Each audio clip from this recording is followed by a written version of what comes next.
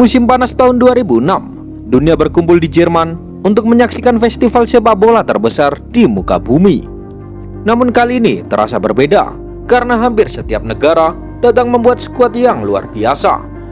Para legenda yang telah menghiasi sepak bola sepanjang era 90-an dan awal 2000-an masih berada di puncak permainan mereka. Di saat yang bersamaan, generasi muda yang kelak akan menguasai sepak bola mulai menunjukkan sinarnya. Seolah takdir mempertemukan masa lalu dan masa depan dalam satu panggung yang sama. Karena itulah, sebelum bola pertama ditendang, hampir mustahil menebak siapa yang akan keluar sebagai juara. Brazil datang sebagai juara bertahan dengan deretan bintang yang menakutkan. Prancis masih memiliki para maestro yang pernah menaklukkan dunia. Inggris membawa generasi emas mereka. Italia tampil dengan pertahanan yang kokoh. Jerman memiliki keuntungan sebagai tuan rumah. Sementara Spanyol, Belanda, Argentina, dan Portugal juga datang dengan mimpi yang sama besarnya. Menariknya, sebagian besar tim unggulan mampu memenuhi harapan. Tidak banyak kejutan yang menjatuhkan para raksasa sejak awal turnamen. Akibatnya, setiap babak terasa semakin istimewa. Pertandingan demi pertandingan mempertemukan pemain-pemain terbaik dunia. Namun Piala Dunia 2006 tidak hanya dikenang karena kualitas sepak bolanya. Turnamen ini berlangsung di Jerman, negeri dengan sejarah sepak bola yang begitu besar. Stadion-stadion megah berdiri sebagai saksi. Jutaan supporter dari berbagai penjuru dunia memenuhi jalanan kota-kota Jerman. Mereka datang membawa harapan, mereka datang membawa mimpi. Mereka datang untuk menjaga bagian dari sejarah. Dan tanpa mereka sadari, mereka akan menyaksikan salah satu Piala Dunia paling ikonik yang pernah ada. Jadi bagi kalian yang belum mengetahui kisah lengkap Piala Dunia 2006, bersiaplah untuk menyaksikan salah satu cerita terbaik dalam sejarah sepak bola. Dan bagi kalian yang pernah menyaksikannya, mari kita kembali bernostalgia ke sebuah musim panas yang tidak akan pernah terlupakan. Karena inilah kisah lengkap Piala Dunia 2006. Brazil memasuki turnamen sebagai juara bertahan. 4 tahun sebelumnya mereka menari menuju gelar juara dunia di Korea Selatan dan Jepang. Dipimpin oleh Ronaldo Nazario, Ronaldinho, dan Roberto Carlos, Brazil telah mengingatkan dunia mengapa sepak bola disebut sebagai permainan yang indah. Kini trio tersebut kembali hadir di Jerman. Sang Raja Samba datang dengan satu tujuan, mempertahankan mahkota mereka. Namun kali ini jalan menuju kejayaan tidak akan semudah sebelumnya. Prancis membawa skuad yang luar biasa. Di dalam tim itu terdapat Thierry Henry, Patrick Vieira, dan tentu saja Zinedine Zidane. Bagi Zidane, Piala Dunia 2006 memiliki arti yang jauh lebih besar daripada sekedar sebuah turnamen. Beberapa bulan sebelum kompetisi dimulai, ia telah mengumumkan bahwa dirinya akan pensiun setelah Piala Dunia berakhir. Ia sudah memenangkan hampir semuanya yang membuat namanya abadi dalam sejarah sepak bola. Karena itu, Jerman 2006 bukan hanya tentang mengejar satu trofi terakhir. Ini adalah kesempatan terakhir bagi dunia untuk menyaksikan keajaiban seorang maestro, Zinedine Zidane. Di sisi lain, Italia datang dengan cara yang berbeda. Mereka mungkin tidak memainkan sepak bola seindah Brazil atau seatraktif Prancis. Namun mereka memiliki sesuatu yang seringkali menentukan kemenangan di turnamen besar. Disiplin, pengalaman, dan pertahanan yang nyaris mustahil ditembus. Banyak yang meragukan apakah mereka mampu bersaing dengan para favorit lainnya. Karena saat itu Italia sedang dilanda kasus Calciopoli. Sementara itu Inggris datang dengan salah satu skuad terbaik yang pernah mereka miliki dalam beberapa dekade terakhir. Mereka punya Rio Ferdinand dan John Terry menjaga lini belakang. Steven Gerrard, Frank Lampard, dan David Beckham menguasai lini tengah. Di depan ada Wayne Rooney dan Michael Owen yang siap menjadi mesin gol. Harapan publik Inggris begitu besar hingga nyaris berubah menjadi kesombongan. Banyak yang percaya bahwa inilah saatnya sepak bola pulang ke rumah. Namun masalahnya, Inggris bukan satu-satunya negara yang memiliki skuad terbaik di dunia. Spanyol memiliki generasi muda yang berbakat yang dipimpin oleh Xavi Hernandez, Xabi Alonso, dan Fernando Torres. Belanda hadir dengan lini serang yang menakutkan. Arjen Robben, Ruud van Nistelrooy, dan Robin van Persie siap meneror pertahanan lawan. Sementara itu dua remaja yang kelak mengubah sejarah sepak bola untuk selamanya juga sedang bersiap menjalani Piala Dunia pertama mereka. Cristiano Ronaldo bersama Portugal dan Lionel Messi bersama Argentina. Saat itu mereka masih muda, masih jauh dari status legenda. Namun takdir telah menyiapkan panggung bagi lahirnya rivalitas terbesar dalam sejarah sepak bola. Akhirnya turnamen yang dinanti seluruh dunia pun dimulai.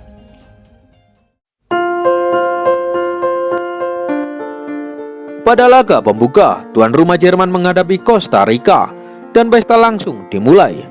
Belum genap 7 menit pertandingan berjalan, Philipp Lahm menusuk dari sisi kiri sebelum melepaskan tendangan melengkung yang indah ke sudut gawang. Gol itu menjadi simbol dimulainya salah satu Piala Dunia terbaik sepanjang masa. Jerman tampil menghibur sepanjang fase grup. Mereka mengalahkan Costa Rica dengan skor 4-2, menundukkan Polandia 1-0 lewat gol dramatis di menit-menit akhir, lalu mengalahkan Ekuador 3-0. Di lini depan, duet Lukas Podolski dan Miroslav Klose menjadi senjata utama Der Panzer. Ekuador juga tampil mengejutkan. Mereka memenangkan 2 pertandingan lainnya dan berhasil menemani Jerman lolos ke babak gugur. Di grup B, Inggris memulai perjalanan mereka dengan kemenangan atas Paraguay dan Trinidad and Tobago. Mereka kemudian bermain imbang melawan Swedia dalam pertandingan yang dikenang berkat gol spektakuler Joe Cole, salah satu gol terindah sepanjang turnamen. Hasil tersebut membuat Inggris dan Swedia sama-sama melangkah ke babak 16 besar. Sementara itu, Argentina tampil luar biasa di grup C. Salah satu momen paling bersejarah terjadi ketika Lionel Messi mencetak gol pertamanya di ajang Piala Dunia saat Argentina menghancurkan Serbia Montenegro dengan skor telak 6-0. Kemenangan tersebut menjadi salah satu penampilan terbaik sepanjang fase grup. Argentina akhirnya keluar sebagai juara grup. Satu-satunya pertandingan yang gagal mereka menangkan adalah hasil imbang tanpa gol melawan Belanda. Belanda sendiri mengumpulkan 7 poin dan lolos sebagai runner-up. Menariknya, seolah rivalitas Messi dan Cristiano Ronaldo memang lahir di Jerman 2006. Sehari setelah Messi mencetak gol pertamanya di Piala Dunia, Cristiano Ronaldo juga mencatatkan namanya di papan skor untuk pertama kalinya dalam kemenangan Portugal 2-0 atas Iran. Dua nama besar itu mungkin belum menyadari saat itu, tetapi dunia sedang menyaksikan awal dari sebuah era baru. Portugal tampil sempurna di grup D. Mereka memenangkan seluruh pertandingan dan melaju ke babak 16 besar bersama Meksiko. Italia juga menjalani fase grup dengan cukup tenang. Namun ketenangan itu menyimpan cerita yang jauh lebih besar. Karena hanya beberapa minggu sebelum Piala Dunia dimulai, sepak bola Italia sedang diguncang oleh skandal Calciopoli. Kasus pengaturan pertandingan yang menyeret beberapa klub besar Serie A membuat reputasi sepak bola Italia berada di titik terendah. Bahkan mereka nyaris dicoret dari Piala Dunia. Banyak yang meragukan Azzurri, banyak yang percaya bahwa kekacauan di dalam negeri akan menghancurkan peluang mereka di Jerman. Namun di tengah badai itulah, Italia justru menemukan persatuan. Mereka membuka turnamen dengan kemenangan 2-0 atas Ghana melalui gol Andrea Pirlo dan Vincenzo La Quinta. Pada laga kedua, Italia ditahan imbang 1-1 oleh Amerika Serikat dalam pertandingan yang penuh drama dan kartu merah. Gol bunuh diri dari Christian Zaccardo menjadi satu-satunya gol yang bersarang ke gawang Italia hingga pertandingan final nanti. Kemudian di laga penentuan, Italia menunjukkan kelas mereka. Mereka mengalahkan Republik Ceko 2-0 berkat gol Marco Materazzi dan Filippo Inzaghi. Kemenangan itu terasa semakin istimewa karena lawan yang mereka hadapi bukanlah tim sembarangan.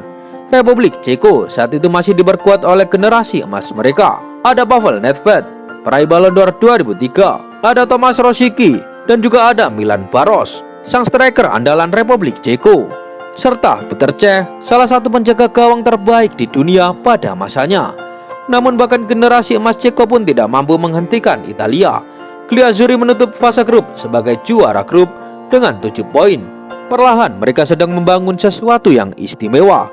Sementara itu Ghana mencuri perhatian dunia dengan mengoleksi 2 kemenangan, berhasil membawa Ghana lolos ke babak gugur dan menjadi salah satu kisah paling menarik di fase grup Piala Dunia 2006.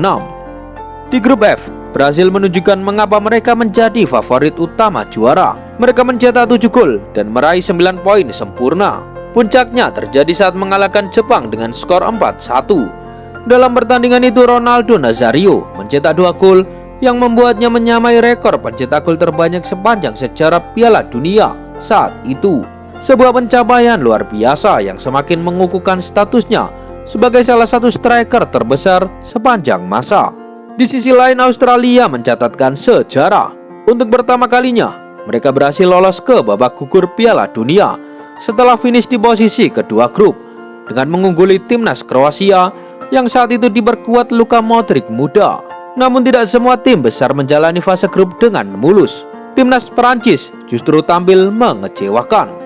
Mereka gagal memenangkan 2 pertandingan pertama melawan Swiss dan Korea Selatan. Tim yang penuh pemain bintang itu berada di ambang eliminasi yang memalukan. Tetapi ketika tekanan mencapai puncaknya, para pemain berpengalaman mereka menunjukkan kualitas sesungguhnya. Gol Patrick Vieira dan Thierry Henry membawa Perancis menang 2-0 atas Togo. Kemenangan itu menyelamatkan mereka dan mengantarkan Les Blues lolos sebagai runner-up grup, sementara Swiss keluar sebagai juara grup. Di grup H, Spanyol menjadi salah satu tim paling menghibur sepanjang fase grup. Fernando Torres mencetak 3 gol, David Villa menambahkan 2 gol lainnya. 3 kemenangan dari 3 pertandingan membuat La Furia Roja menjadi juara grup H.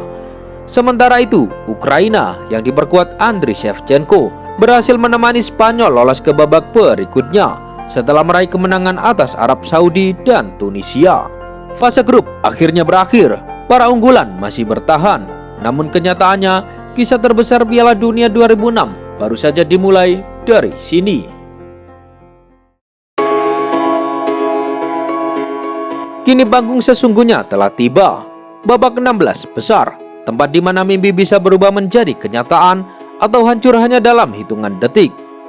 Babak ini dibuka dengan pertandingan antara tuan rumah Jerman melawan Swedia yang diperkuat oleh Larsson dan Ibrahimovic muda. Sejak peluit awal berbunyi, terlihat Jerman sangat mendominasi. Lukas Podolski mencetak 2 gol hanya dalam waktu 12 menit pertama. Stadion bergemuruh. Swedia seolah tak pernah benar-benar diberi kesempatan untuk masuk ke dalam pertandingan.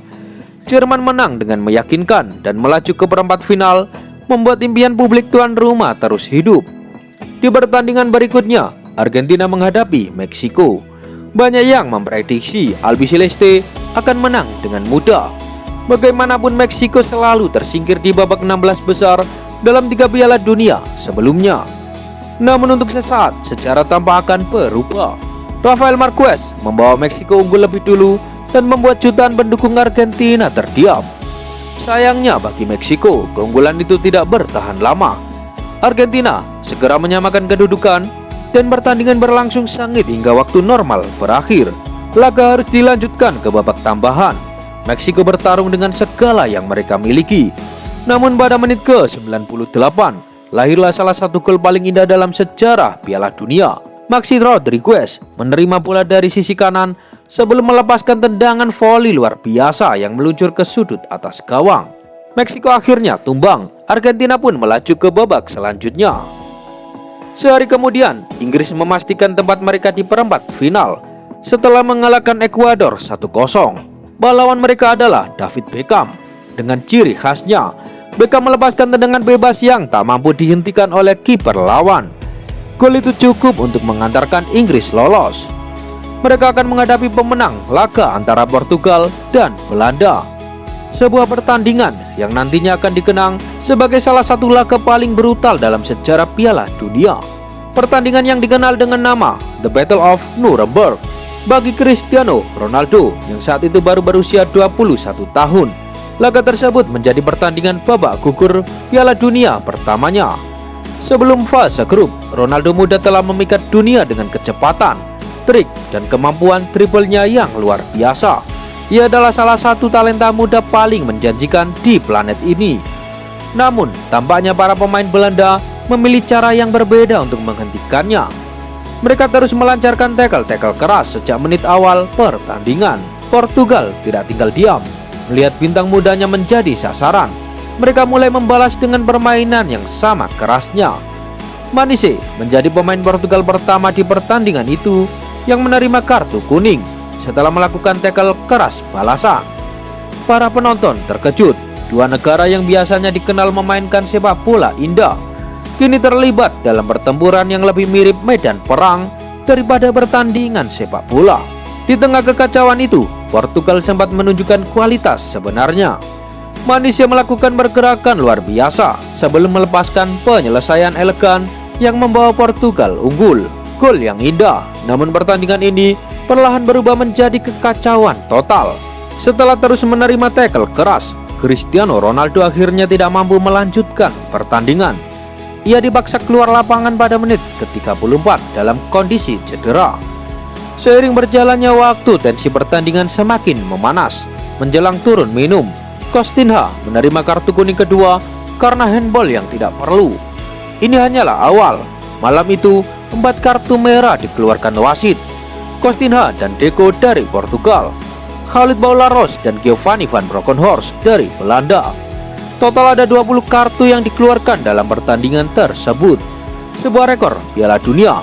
Portugal bertahan dengan susah payah dan akhirnya menang 1-0. Sementara Belanda pulang dengan lawan Belanda penuh kekacauan. Pertandingan Italia melawan Australia menghadirkan kontroversi yang berbeda.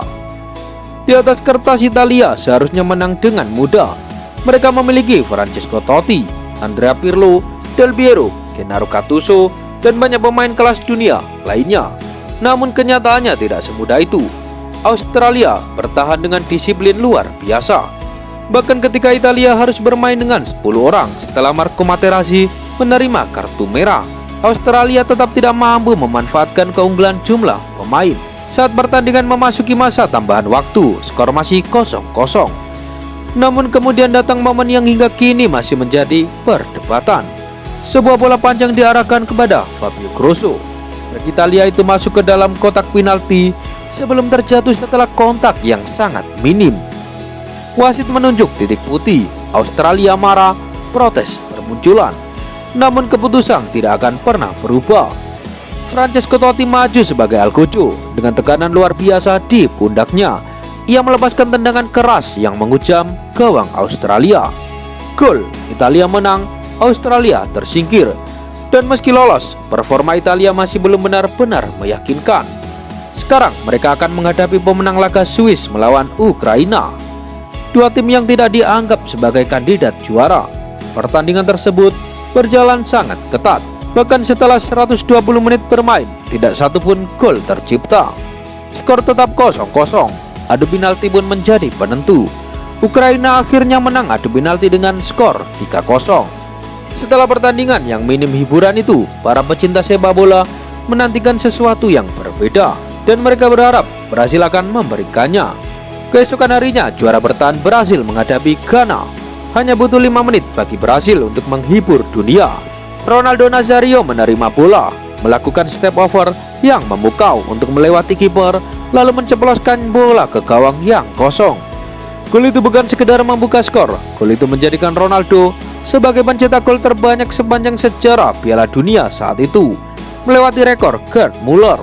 Gol Adriano dan Zé Roberto kemudian memastikan kemenangan Brasil. Mereka menang tanpa harus mengeluarkan kemampuan terbaiknya. Namun tantangan sesungguhnya sudah menunggu di depan. Brasil akan menghadapi pemenang laga antara Spanyol dan Prancis. Sebuah pertandingan yang terasa seperti final sebelum waktunya. Dua tim besar, dua generasi berbeda, dan hanya satu yang bisa bertahan. Spanyol datang dengan kepercayaan diri tinggi setelah tampil sempurna di fase grup. Fernando Torres, David Villa mulai membuat dunia percaya bahwa mereka mampu menjadi juara. Ketika David Villa mencetak gol melalui titik penalti pada menit ke-28, mimpi Spanyol semakin terasa nyata. Namun tanpa mereka sadari, gol tersebut justru membangunkan raksasa yang sedang tidur. Beberapa menit kemudian, Franck Ribéry berhasil melewati kiper dan menyamakan kedudukan. Prancis hidup kembali. Pertandingan berlangsung ketat hingga memasuki menit-menit akhir.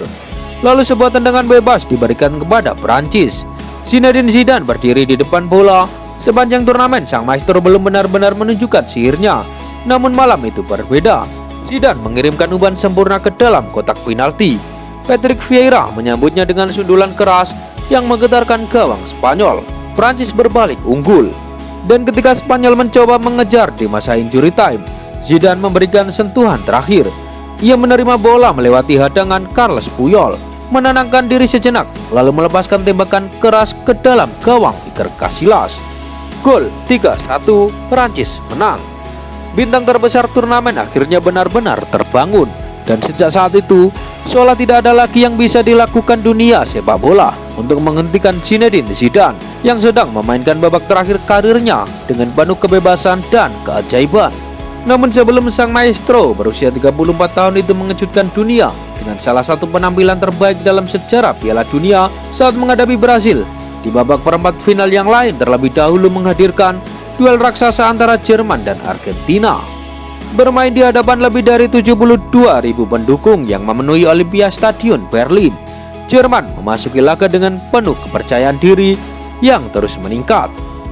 Namun suasana stadion mendadak terdiam ketika Roberto Ayala berhasil menyundul sepak pojok Juan Roman Riquelme dan membawa Argentina unggul 1-0. Albiceleste terlihat berada di jalur kemenangan. Tetapi 9 menit kemudian sebelum pertandingan berakhir, Miroslav Klose kembali menunjukkan naluri predatornya. Sundulannya membuat skor menjadi 1-1 dan memaksa pertandingan berlanjut ke babak tambahan waktu. Tak ada gol tercipta selama 120 menit. Laga pun harus ditentukan melalui adu penalti. Jerman tampil sempurna, semua eksekutor mereka berhasil menjalankan tugasnya dengan baik. Sementara di kubu Argentina, Roberto Ayala dan Esteban Cambiaso gagal mencetak gol ke gawang Jens Lehmann. Jerman lolos ke semifinal. Di pertandingan lain, Italia sadar bahwa jika mereka benar-benar ingin mengangkat trofi musim panas itu, maka mereka harus mulai menunjukkan performa yang jauh lebih meyakinkan. Lawan mereka adalah Ukraina, dan hanya 6 menit setelah pertandingan dimulai, Gianluca Zambrotta membuka keunggulan Italia lewat tendangan jarak jauh yang spektakuler. Seperti Prancis, Italia juga tampak akhirnya menemukan bentuk permainan terbaik mereka. 2 gol dari Luca Toni di babak kedua memastikan kemenangan telak 3-0 dan mengantarkan Azzurri ke semifinal. Mungkin sepak bola Italia tidak seindah Brasil atau Prancis, namun efektivitas mereka sungguh menakutkan. Hingga tahap itu Italia hanya kebobolan 1 gol sepanjang turnamen. Bahkan gol tersebut berasal dari gol bunuh diri Christian Zaccardo saat menghadapi Amerika Serikat. Tak satu pun lawan membobol gawang Gianluigi Buffon dari permainan terbuka. Di bawah Mister, Buffon tampil luar biasa. Sementara di depannya berdiri Fabio Cannavaro yang memimpin lini pertahanan dengan nyaris tanpa kesalahan. Banyak orang mulai menjuluki Cannavaro sebagai tembok yang kokoh.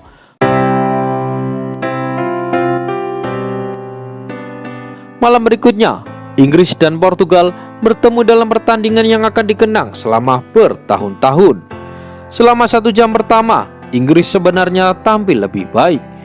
Namun 2 pemain Manchester United menciptakan salah satu momen paling ikonik di Piala Dunia 2006. Wayne Rooney berusaha keras membawa timnya unggul, namun ia terlibat perselisihan dengan Ricardo Carvalho di tengah lapangan. Dalam situasi panas tersebut, Rooney membuat pelanggaran keras terhadap pemain Portugal itu. Yang tidak ia duga adalah Cristiano Ronaldo, rekan setimnya sendiri di Manchester United, langsung menghampiri wasit dan menuntut kartu merah. Rooney tidak percaya, ia mendorong Ronaldo, dan beberapa detik kemudian kartu merah pun keluar. Saat kamera menyoroti Cristiano Ronaldo setelah insiden tersebut, bintang muda Portugal itu terlihat mengedipkan mata ke arah kamera. Sebuah momen yang langsung menjadi berita utama di seluruh dunia. Banyak media Inggris menuduh Ronaldo sengaja berperan dalam pengusiran rekan setimnya sendiri. Tanpa Rooney, Inggris kehilangan pemain paling berbahayanya. Pertandingan berakhir tanpa gol dan harus ditentukan melewati adu penalti. Cristiano Ronaldo maju sebagai penendang terakhir. Dengan tenang, ia mencetak gol penentu kemenangan. Portugal pun melaju ke semifinal. Entah disukai atau tidak, Cristiano Ronaldo muda mulai menunjukkan bahwa dirinya mampu hadir di momen-momen terbesar. Namun meski namanya menghiasi berbagai halaman depan surat kabar, ia bukanlah tokoh utama dari babak perempat final.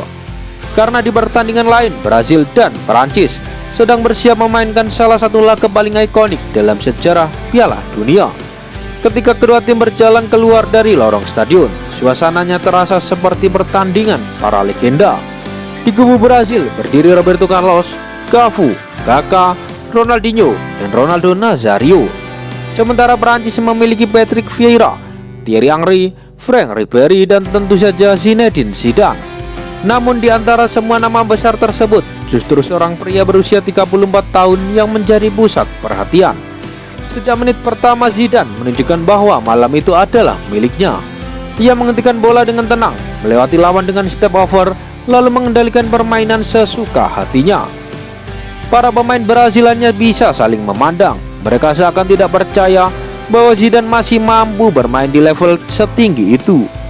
Sang maestro menggabungkan umpan pendek dan panjang dengan sempurna. Ia mengontrol bola di udara dengan mudah, bahkan beberapa kali mempermainkan bola seolah sedang berlatih di halaman rumahnya sendiri.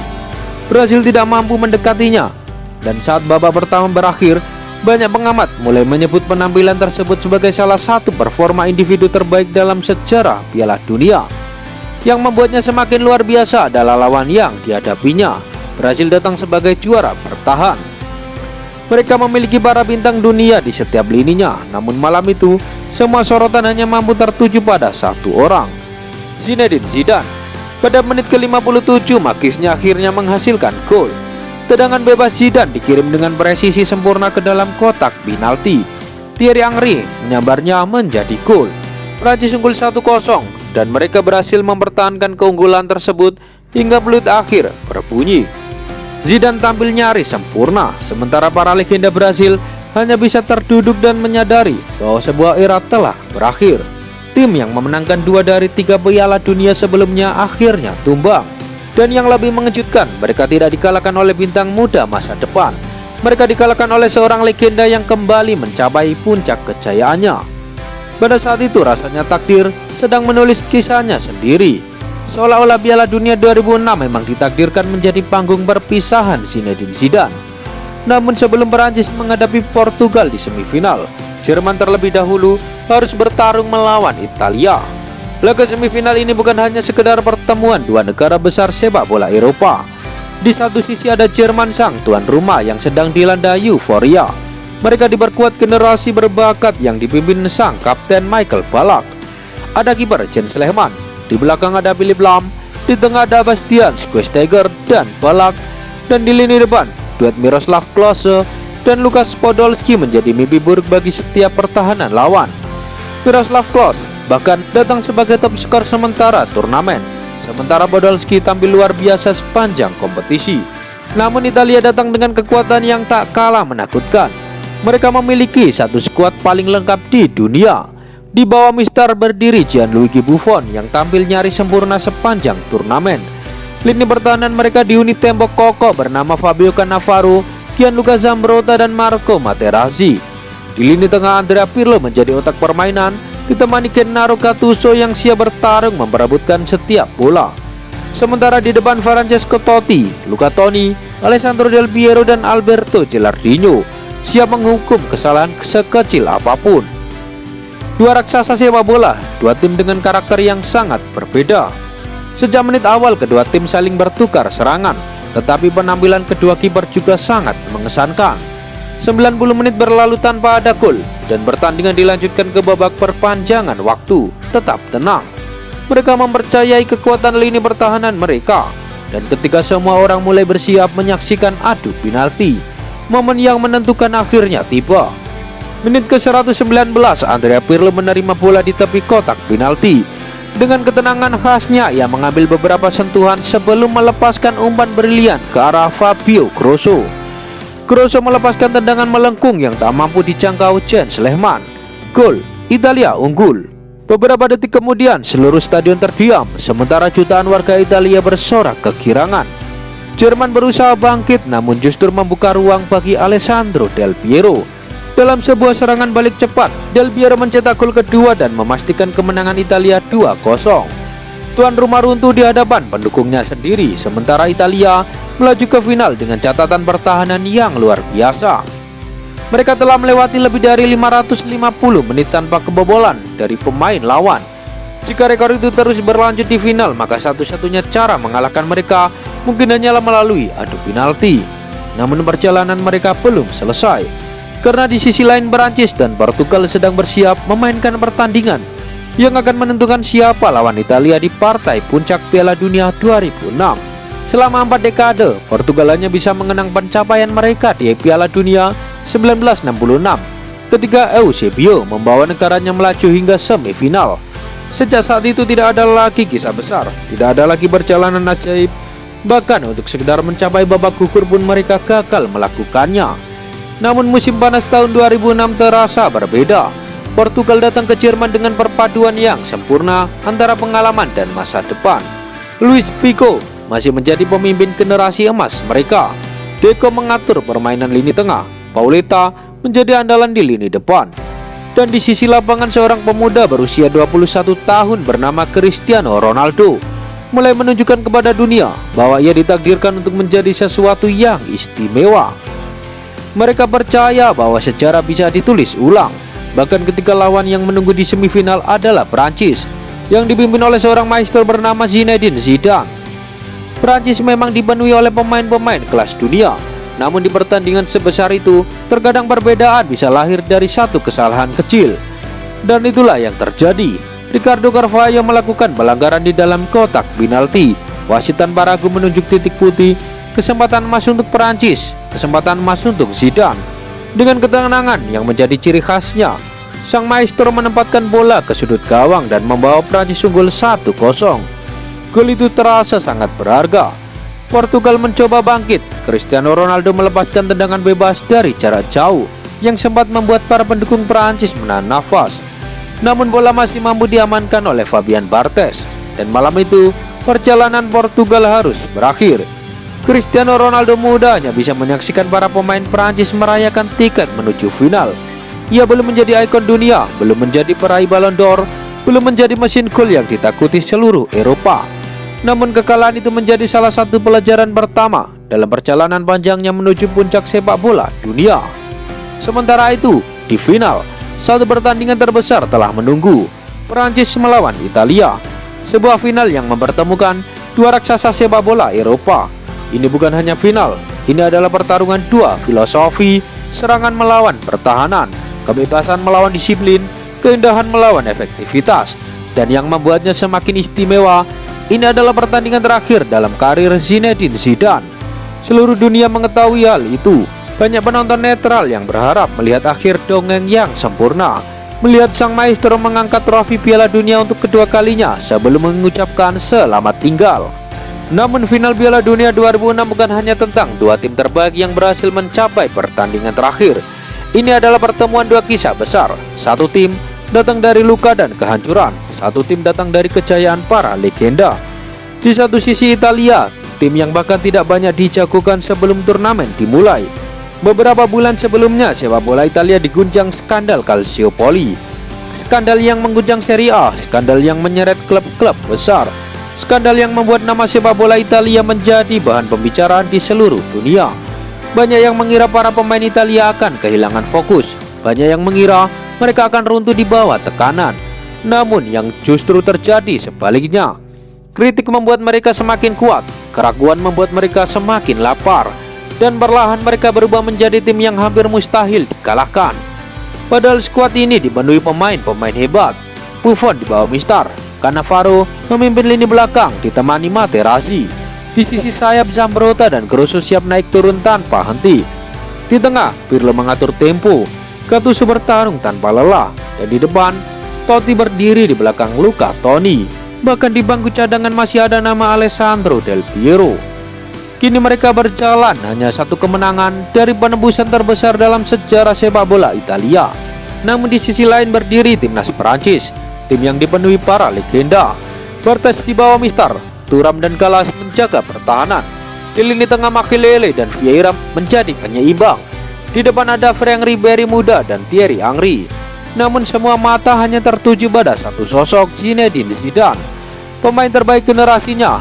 Malam terakhirnya, pertandingan terakhir dalam karirnya, kesempatan terakhirnya untuk menutup segalanya dengan sempurna. Panggung sudah siap, Berlin menahan nafas, dan final Piala Dunia 2006 pun dimulai. Pertandingan dimulai dan langsung ada drama. Menit ke-7, penalti untuk Prancis. Zinedine Zidane maju, bukan sekedar penendang, ia melakukan Panenka. Bola membentur Mistar, lalu masuk. Gol tercipta, Prancis unggul 1-0.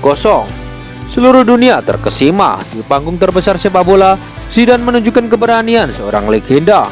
Italia tertinggal, namun mereka tidak panik karena mereka tahu mereka tidak sampai sejauh ini untuk kalah. Menit ke-19, tendangan sudut untuk Italia. Andrea Pirlo mengirim umpan ke dalam kotak penalti dan sekali lagi nama itu muncul. Marco Materazzi, sundulan keras, gol 1-1. Italia kembali hidup. Final kembali seimbang dan sejak saat itu pertandingan berubah menjadi pertarungan mental. Italia bertahan dengan disiplin, Prancis mengandalkan magis Zidane. Peluang demi peluang tercipta, namun Buffon dan Barthez terus menjaga harapan tim mereka. Waktu terus berjalan, 90 menit tidak cukup. Final harus berlanjut ke perpanjangan waktu. Dan di sanalah takdir mulai mengambil alih. Menit ke-110, momen yang tak akan pernah dilupakan sejarah. Zidane berhadapan dengan Materazzi, satu kalimat, satu emosi, satu keputusan yang mengubah segalanya. Zidane menanduk dada Materazzi, wasit menghentikan pertandingan, seluruh stadion terdiam. Kartu merah. Ini bukan sekedar kartu merah, itu adalah akhir dari kisah seorang legenda. Zidane berjalan meninggalkan lapangan, melewati trofi Piala Dunia tanpa menyentuhnya lagi. Bertahun-tahun kemudian, Materazzi mengklaim bahwa dirinya melontarkan komentar yang menyinggung keluarga Zidane. Sementara Zidane sendiri mengakui bahwa ia tidak bangga dengan tindakannya. Namun semuanya sudah terjadi dan tidak ada yang bisa mengubahnya. Prancis harus menjalani sisa pertandingan tanpa pemimpin mereka. Italia bertahan, skor tetap 1-1. Dan untuk menentukan juara dunia, semuanya harus ditentukan lewat adu penalti. Satu persatu pemain Italia maju, tenang, tanpa keraguan. Andrea Pirlo, Marco Materazzi, Daniel De Rossi, Alessandro Del Piero, semuanya sempurna. Prancis juga membalas, Wiltord, Abidal, dan Willy Sagnol. Mereka menjaga harapan tetap hidup. Hingga akhirnya satu nama melangkah ke depan, David Trezeguet, pahlawan Prancis di Euro 2000. Striker yang terbiasa mencetak gol di momen besar.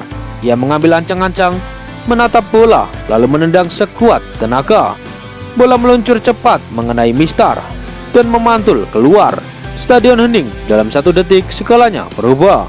Italia kini diambang kejayaan. Dan akhirnya Fabio Grosso melangkah, nama yang sama yang menghancurkan mimpi Jerman di semifinal. Kini ia memiliki kesempatan mengakhiri semuanya. Satu langkah, satu tendangan, gol. Italia juara dunia. Para pemain berlari memasuki lapangan. Buffon menangis karena Cannavaro mengangkat tangan ke langit. Dan jutaan rakyat Italia bersorak merayakan malam yang tak akan pernah mereka lupakan. Dari skandal menjadi juara dunia, dari keraguan menjadi keabadian, Italia telah membuktikan kepada dunia bahwa terkadang tekanan terbesar bukanlah akhir dari sebuah perjalanan, melainkan awal dari sebuah legenda. Dan beberapa bulan kemudian, kisah itu mendapatkan penutup yang sempurna. Fabio Cannavaro memenangkan Ballon d'Or 2006, sebuah penghargaan yang sangat jarang diraih oleh seorang bek. Sementara Buffon dan Pirlo juga mendapatkan pengakuan sebagai bagian dari generasi Italia yang luar biasa. Dan di timnas Jerman, Miroslav Klose berhasil mendapatkan sepatu emas dengan menjadi pencetak gol terbanyak Piala Dunia 2006. Dan begitulah Piala Dunia 2006 berakhir. Sebuah turnamen yang terasa seperti persimpangan zaman.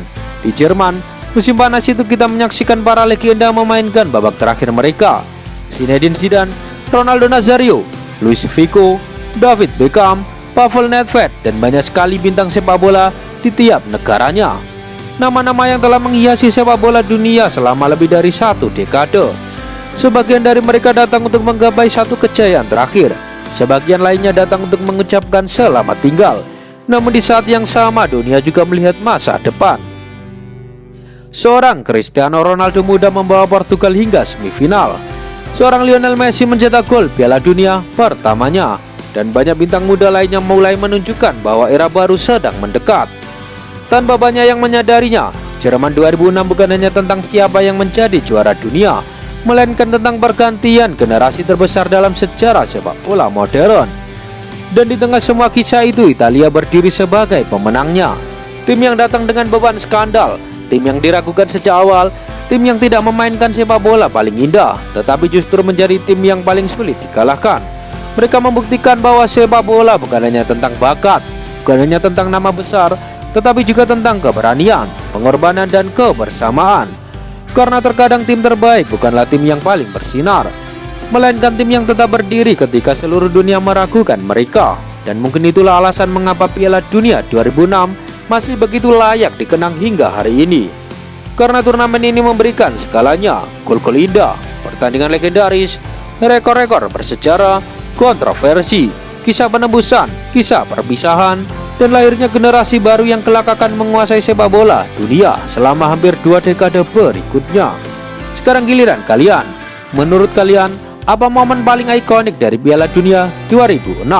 Tulis pendapat kalian di kolom komentar. Terima kasih untuk kalian yang sudah menemani perjalanan panjang ini sampai akhir. Jika kalian menikmati kisah sepak bola seperti ini, jangan lupa dukung Bola Story dengan menekan tombol like, subscribe, dan nyalakan lonceng notifikasi agar tidak ketinggalan kisah-kisah menarik lainnya. Karena di balik setiap trofi selalu ada cerita, di balik setiap legenda selalu ada perjuangan, dan di balik setiap pertandingan selalu ada sejarah yang layak untuk dikenang.